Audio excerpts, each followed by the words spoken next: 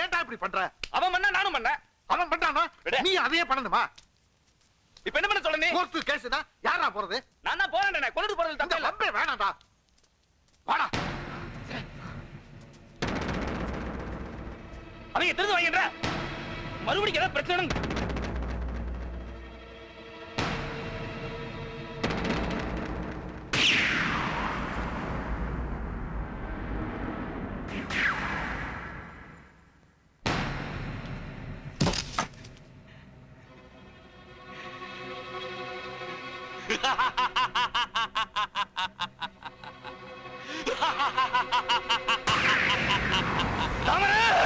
காதல் பண்றா காதல் முளைச்சு 3 நாள் விடல அதுக்குள்ள காதல் வேண்டி கிடக்கு.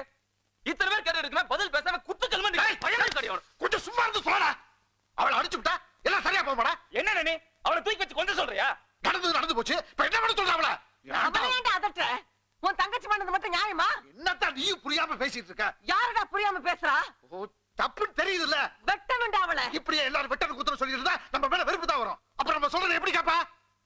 நீ ரொம்ப செல்லம் கொடுக்கற தம்பி. நான் மட்டும் செல்லம் கொடுத்தேன், எல்லாரும் தான் கொடுத்து தோச்சான். அதுக்காக அவ பண்ணிட்டு வந்தது சரின்றியா? அது இல்லக்கா, யோசிப்பக்கா. அடுத்து என்னன்னு தெரியணும்ல. என்னங்க அடி போடிங்க கொன்றுவேன். பேசிட்டு இருக்கோம்ல. அடல பேசுறா.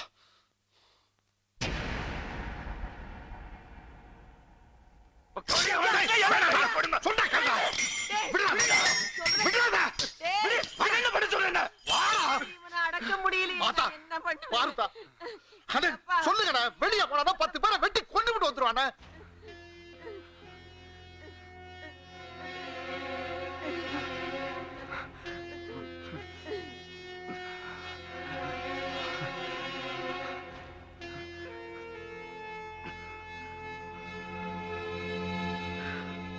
நீங்க சண்டை போட்டுக்கிறீங்க, எனக்கு ஜோசியம் தெரியும்.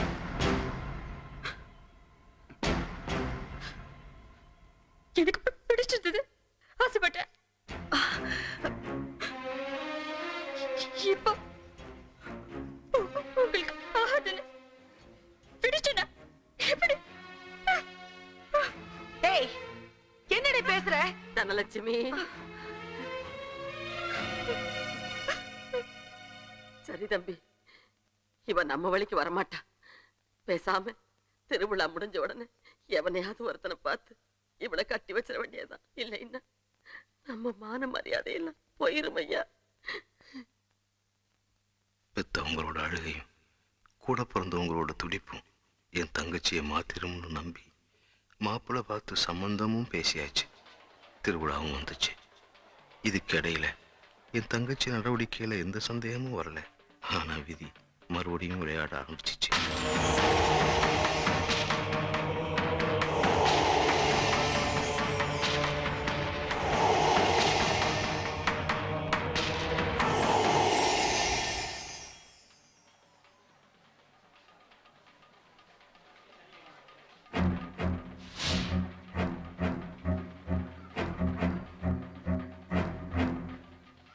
உனக்கு கல்யாணம் பண்ணி போறாங்க தெரியுமா? பக்கத்து ஊர்ல இருந்து பொண்ணு பார்க்க வராங்க. எல்லாம் விசாரிச்சு தான் வந்திருக்கேன். பயமா இருக்குன்னா எதுக்கு லவ் பண்ண? எல்லாம் ஓடி போனவங்க தான். திரும்பி வந்தா சரியாயிடும். இப்ப வர முடியுமா முடியாதா? அப்புறம் ஜென்மத்துக்கு நீ மறந்துடணும்.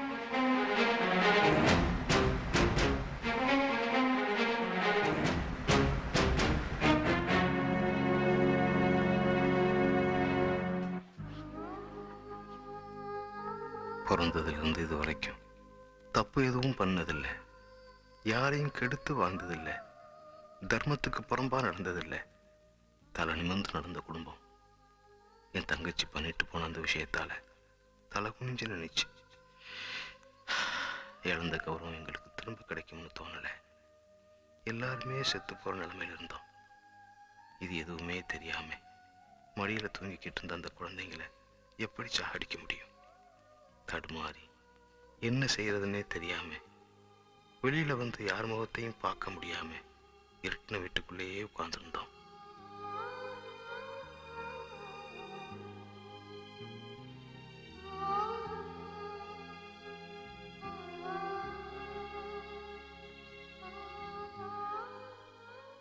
அழுத அழுத அசந்து போய் யாரு யாரு எப்பப்ப தூங்கணும்னே தெரியாம தூங்கிட்டாங்க. ராத்திரி எல்லாம் யோசிச்சோம். மனசு ஒரு நிலைக்கு வரல.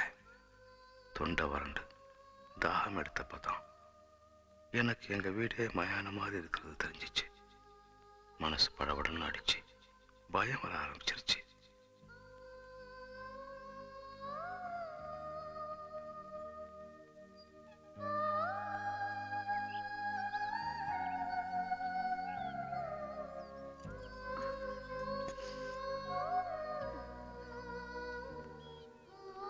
நடந்ததையே நினைச்சுக்கிட்டு இருந்தா நம்மளே எல்லாரையும் சாகடிச்சிருவோம்னு நானே மனசை தேத்திக்கிட்டு உள்ள இருந்த சோகத்தை எல்லாம் மறைச்சிக்கிட்டு மூஞ்சியை கழுவிட்டு வரும்போது சத்தம் கேட்டு ஒவ்வொருத்தரா இருந்துருச்சாங்க.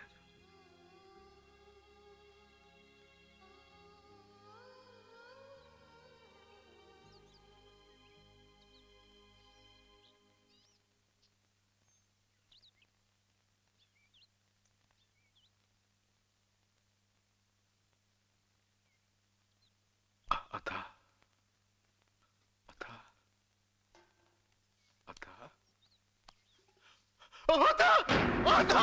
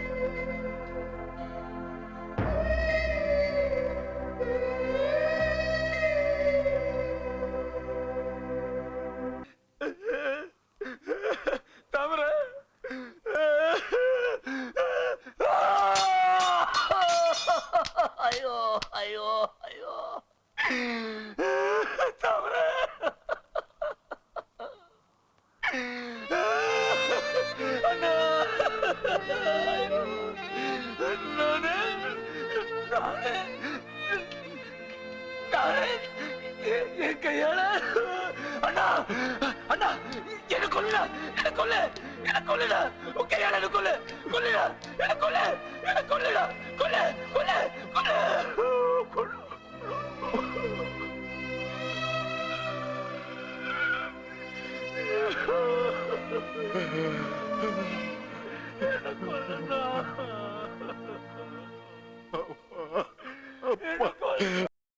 இன்னும் பல வீடியோக்களை காண சன் லைஃப் சேனலை சப்ஸ்கிரைப் பண்ணுங்க.